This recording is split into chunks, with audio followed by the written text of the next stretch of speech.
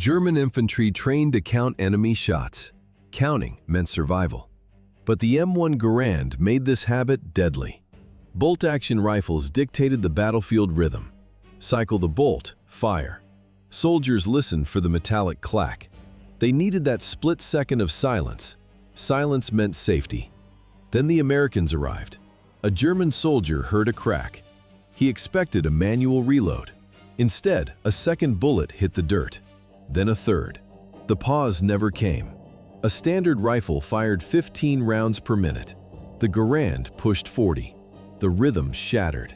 Panic replaced tactics. Without the expected silence between manual reloads, entire squads stopped moving, freezing in their trenches as gunfire pinned them down. John Garand stood at noisy textile mill machines. He possessed absolutely no formal engineering degree. Born in Quebec in 1888, he brought something highly valuable to the table: practical mechanical intuition. From working in tool shops to mastering precision machining, his hands-on background forged a deep understanding of metalwork. World War I exposed a harsh, glaring tactical truth. Bolt-action combat was dead. The United States Army desperately needed a dependable semi-automatic replacement. But military budgets throughout the 1920s were practically non-existent. Developing entirely new weapons felt practically impossible. They handed this massive search for fresh firepower straight to Garand. His background on the factory floor gave him a serious edge. He knew exactly how industrial steel behaved under heavy stress. His assignment at Springfield Armory left zero room for error. He had to replace the aging M1903 bolt-action rifle. The military brass set ruthlessly strict demands, requiring the new weapon to be semi-automatic, tough, and perfectly accurate. How do you make a rifle reload itself in the mud? You bleed gas straight out of the barrel. The gas tube became Springfield Armory's main answer. Early prototypes failed entirely. Bolts snapped, guns jammed. It took years to fix. The .30-06 Springfield cartridge was vicious. Chamber pressure hit 3,000 atmospheres. Bullet velocity topped 2,700 feet per second. Heat warped early parts. That raw energy demanded strict control. The new design harnessed the physics. Pressure builds, gas rushes down the rifled barrel. A tiny port catches a fraction. The trapped gas slams a piston backward. The bolt unlocks. It violently ejects the spent brass. 8 rounds sit inside an en-bloc clip.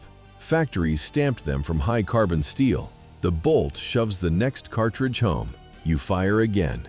The cycle repeats in milliseconds. The final round clears the chamber. The empty clip flies out. A sharp metallic ping rings out. It works. After years of trials, the Army standardized the weapon in 1936. Millions of rifles rolled off the assembly lines as the Second World War began. This gas piston mechanism went into massive production, equipping the entire American infantry. At peak capacity, Springfield Armory produced roughly 4,000 units every day. The design focused on keeping constant pressure on the enemy, eliminating pauses during intense firefights. Instead of forcing soldiers to manually pull a bolt back after firing, the weapon handled the heavy labor.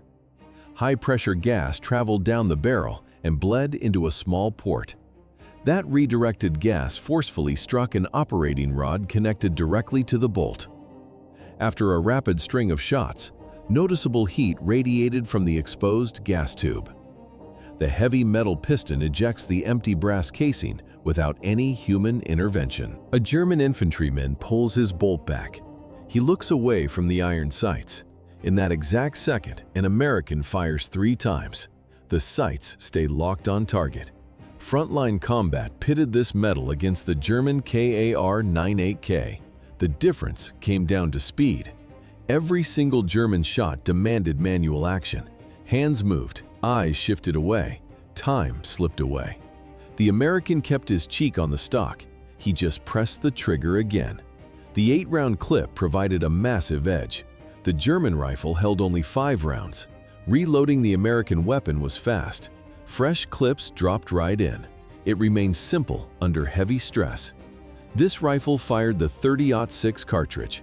It delivered heavy stopping power at long range. But serious power brings massive recoil. 4.3 kilograms. Wood and steel absorbed that kick. The shooter felt less force. The heavy mass worked for the shooter. Soldiers fired repeatedly without losing grip. Recoil control remained tight. Americans suppressing fire rarely paused. Pinned German troops could not move. Then came the harsh environment. The European front meant endless water. Rain fell, cold gripped the battlefields. Dirt coated everything. Mud ruined mechanical parts. German troops faced another grim reality. This American weapon kept cycling. Field maintenance was barely required. The internal mechanics fired through heavy European mud and thick dust without a single mechanical jam. In 1940, the Army was just rearming, yet they ultimately produced 5.4 million weapons. The rifle did not merely shoot faster, it actively stole recovery time from the enemy. By early 1941, assembly lines pushed out 600 new rifles every day. The scent of fresh factory oil clung to the newly milled steel parts. Workers packed crates, loading them straight onto trains to supply every active combat branch. By late 1941, frontline American units were already fully equipped. 5.4 million rifles eclipsed the 5 million man mobilization of the French Army. This factory output ensured troops could maintain constant pressure across the battlefield. By 1945, the final production count reached exactly 5.4 million. Why did Axis patrols report facing superior forces? 8 rapid shots created machine gun density. The sound alone terrified them. Japanese infantry with Arisakas faced this exact fire density. Italians with Carcanos met the same fate.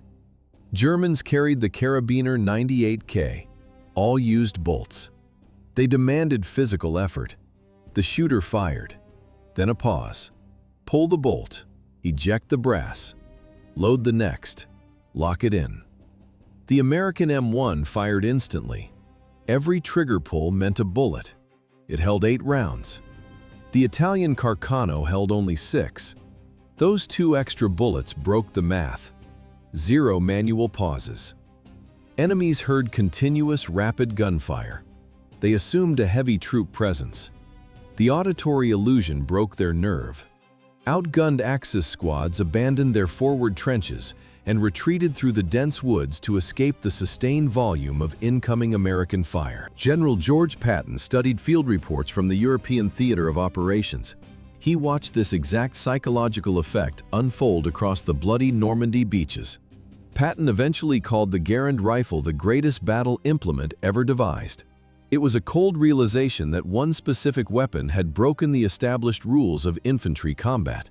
The high volume of fire delivered through the dense European forests and Pacific Islands triggered a panic among competing military staffs.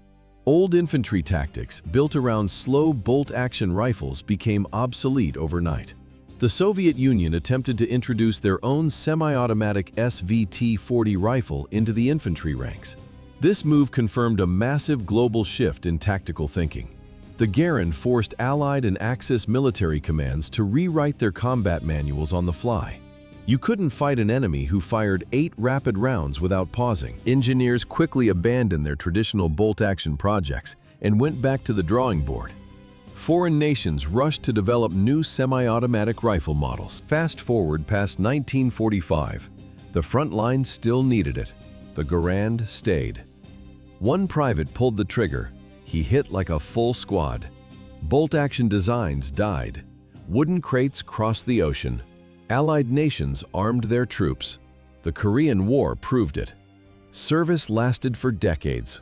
Look back at the old trenches. German combat tactics demanded rhythm. Officers relied on strict timing. They expected a bolt click. They waited for the pause. That pause vanished. The rhythm broke. Time ran out. German infantrymen threw their useless training manuals into the mud when the rapid semi-automatic gunfire shattered their doctrine forever.